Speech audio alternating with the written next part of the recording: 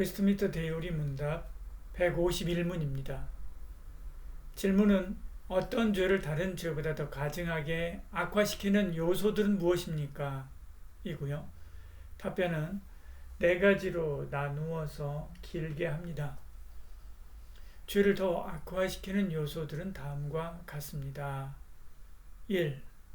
범죄한 사람에 따라서 그들의 연령이 높거나 보다 더 많은 경험 혹은 은혜를 가졌거나 직업과 재능과 위치와 직분에서 탁월하고 다른 사람의 인도자들이며 그러기에 다른 사람들이 그를 본받게 되기가 쉬운 경우입니다.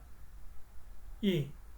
범죄한 대상에 따라서 직접적으로 하나님과 그분의 속성과 예배, 그리스도와 그분의 은혜, 성령의 증거와 사역에 대항하여 범죄할 경우입니다.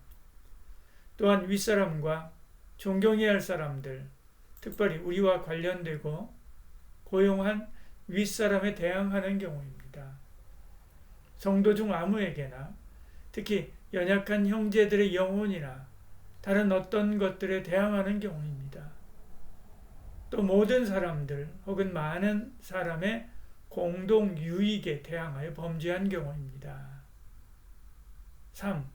범죄의 성격과 질에 따라서 그들의 범죄가 율법에 명시된 것을 거스린 것이거나 많은 계명을 범했거나 많은 죄를 포함한 죄를 범한 경우입니다.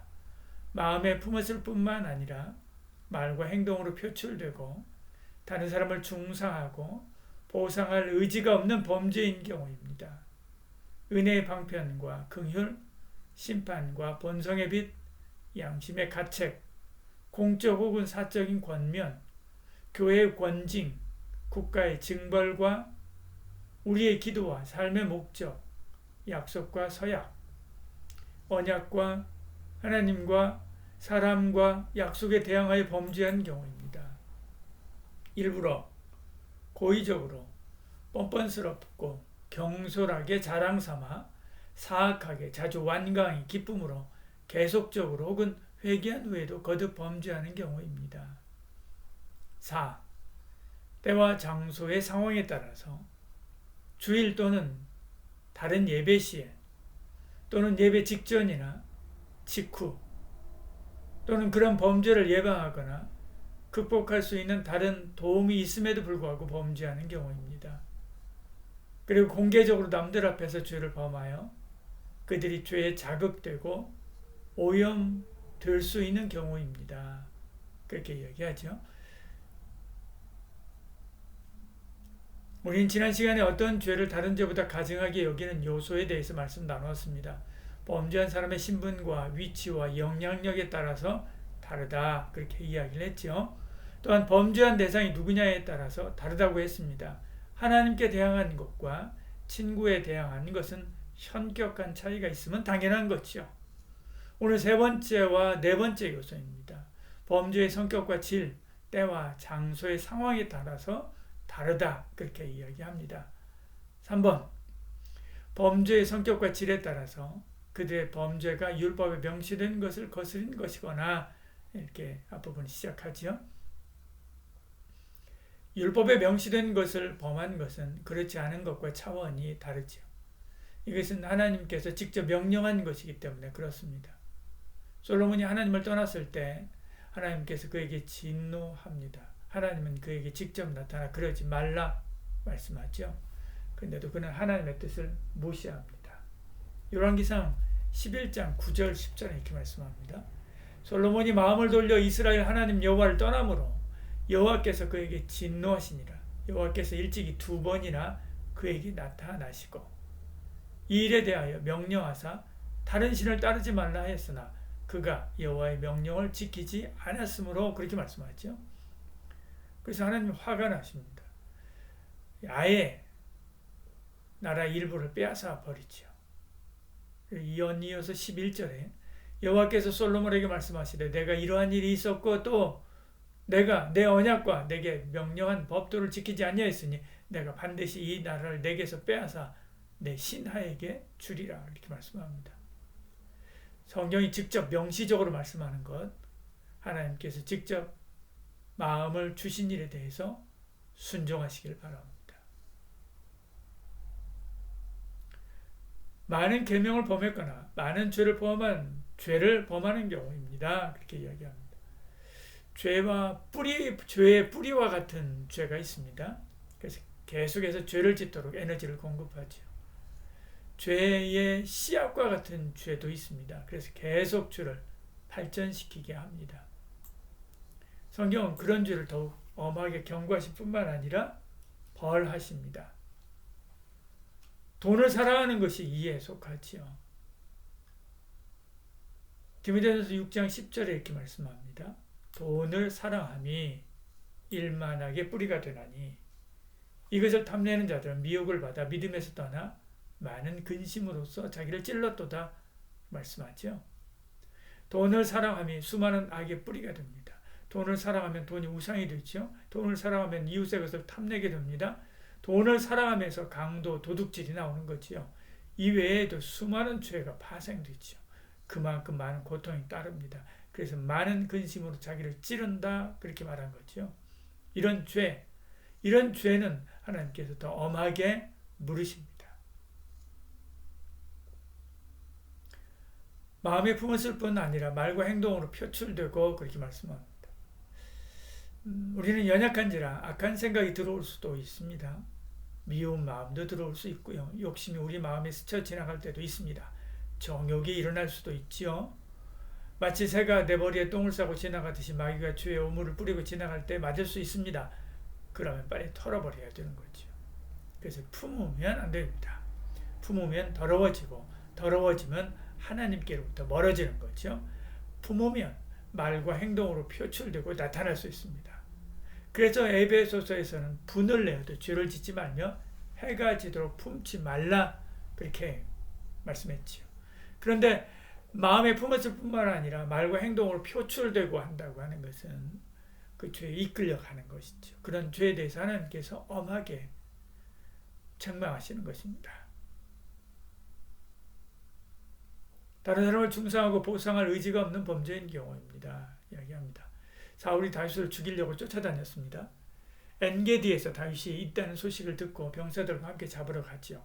수색 중에 용변 보러 굴에 들어갔을 때 거기 숨어있던 다윗이 그를 죽일 기회가 생기지만 죽이지 않습니다. 그리고 절벽을 사이에 두고 사울을 찾아가서 왕을 죽일 기회가 있었지만 죽이지 않았다라고 말하죠. 사울은 그 말을 듣고 나는 너를 죽이려고 하지만 너는 나를 선대했다라고 말하면서 미안하다 합니다. 그리고 다윗을 축복하죠. 그런데도 다윗을 쫓는 일을 멈추지 않습니다. 다윗을 죽이려는 것이 자기 잘못이라고 인정하지만 돌아설 의지가 없었던 거죠. 이런 차원에서 본다면 제가 하나님의 뜻을 알지만 실천이 안 돼요 라고 말하는 것도 작은 죄가 아니지요. 가중 처벌되어야 될 그런 소지가 다분히 있는 것입니다. 그 다음에요. 은혜의 방편과 긍휼, 심판과 본성의 빛, 양심의 가책, 공적 혹은 사적인 권면, 교회의 권징, 국가의 징벌과 우리의 기도와 삶의 목적, 약속과 서약, 언약과 하나님과 사람과 약속에 대항하여 범죄한 경우입니다. 그렇게 이야기합니다. 여러 가지 내용들을 나열하고 있는데요. 그 중에 첫머리가 은혜의 방편과 긍휼에 대항하여 범죄하는 경우죠. 여러 가지를 이야기하는데 이게 첫 번째입니다. 은혜를 받고도 죄를 지을 때가 있죠. 신명기 32장 6절에 어리석고 지혜 없는 백성아 여호와께 이같이 보답하느냐 그는 내 아버지요 너를 지으신 이가 아니냐 그가 너를 만드시고 너를 세우셨도다 이렇게 말씀합니다. 이 말은 하나님께서 이스라엘 백성을 구원하시고 모세를 세워서 그를 따르라고 하신 말씀을 잊고 반역하게 하는 것에 대한 경고의 말씀입니다. 민수기에는 구원의 은혜를 받고도 하나님을 반역하는 이스라엘 백성의 모습이 적나라하게 나타나죠. 심지어 애굽으로 돌아가자라고 말합니다. 어떤 사람들은 그때가 더 좋았다라고도 말하죠. 르호보암을 보십시오. 하나님께서 그에게 은혜를 베풀어서 이스라엘 왕으로 세웠으면 더욱 하나님을 잘 믿어야 되는데 그는 금송아지 우상을 세우고 백성이 예루살렘에 내려가지 못하게 하지요. 님시의 아들 예후도 있습니다. 그는 아합 왕 때 장교였습니다. 하나님은 엘리야를 통해서 그를 이스라엘의 왕으로 세우지요. 불신앙의 아합 왕조를 무너뜨리고 예후 왕조를 세우게 하십니다. 그런데도 그는 더욱 우상 숭배에 몰두하게 만들지요. 심판과 본성의 빛에 대하여 범죄한 경우지요. 심판은 하나님의 징계를 받으면서도 죄를 범하는 경우입니다. 패망 전에 이스라엘 왕들과 남유다의 왕들이 그랬지요. 선지자들이 끊임없이 지금 그들이 하나님의 심판을 받고 있다라고 하는 것을 선포합니다. 예레미야는 눈물로, 이사야는 죽음을 각오하고 선포하죠. 그런데 그들은 하나님께로 돌이키지 않습니다. 아모스서는 내가 너희를 불타는 나뭇가지 가운데서 빼낸 것처럼 하였다라고 말하죠. 그런데도 그들은 그 말에 귀를 기울이지 않지요. 결국 하나님의 심판을 면하지 못합니다. 본성의 빛은 본성을 거슬러서 사는 것입니다. 로마서는 남자들도 순리대로 여자 쓰기를 버리고 서로 향하여 음욕이 불릴 듯 한다고 동성애에 대하여 비난합니다.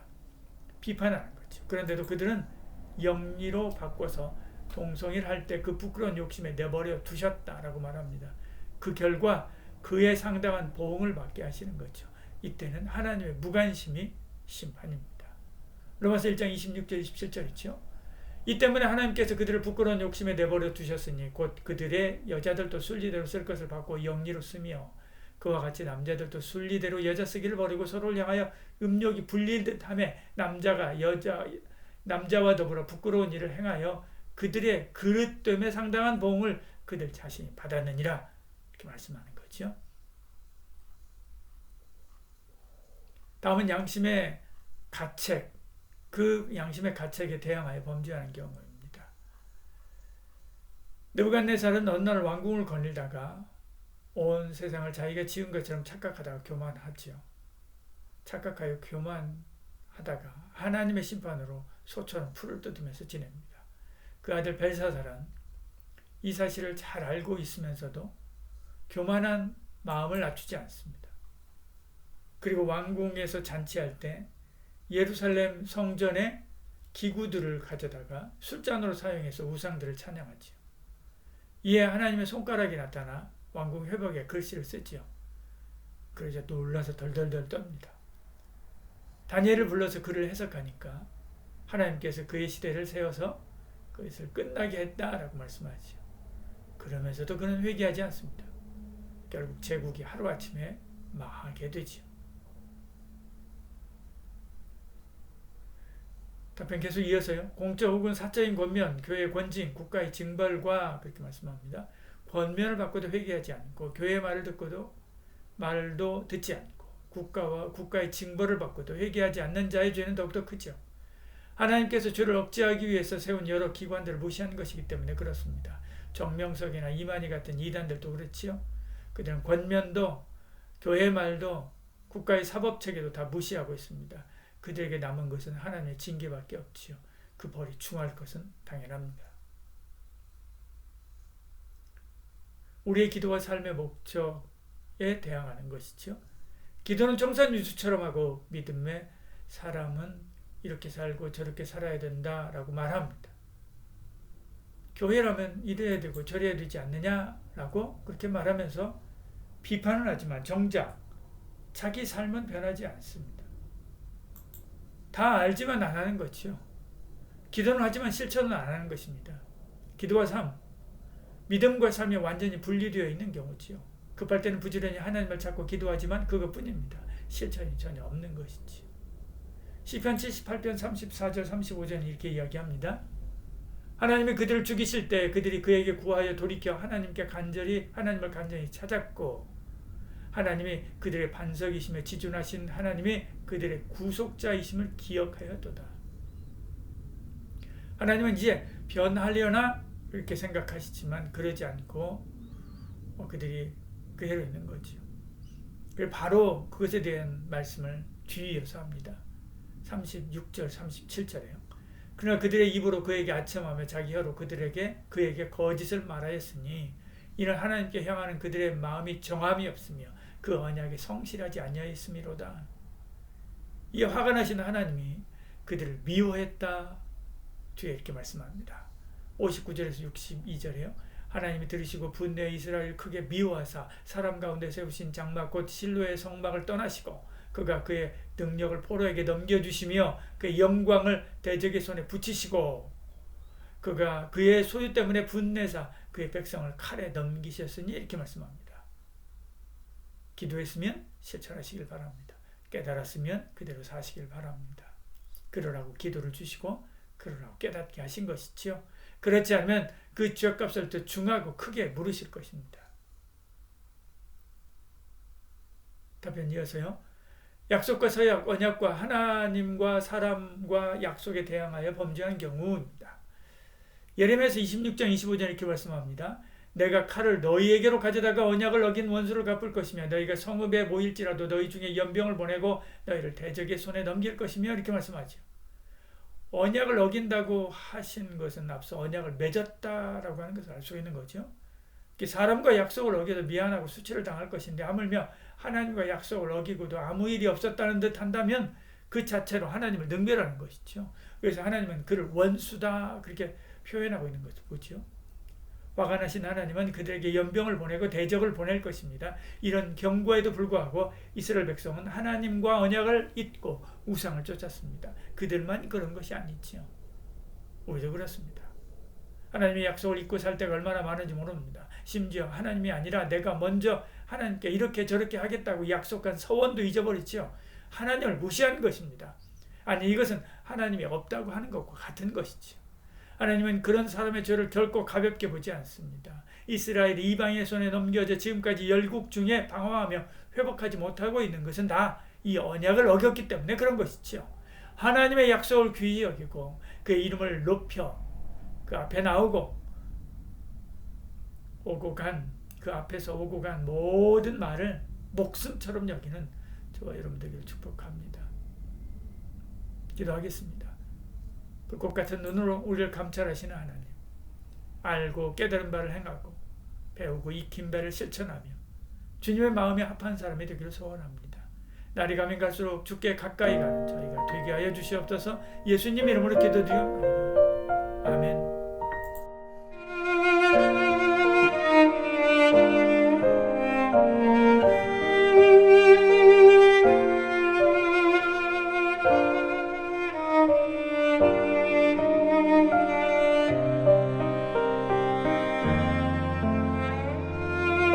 Thank you.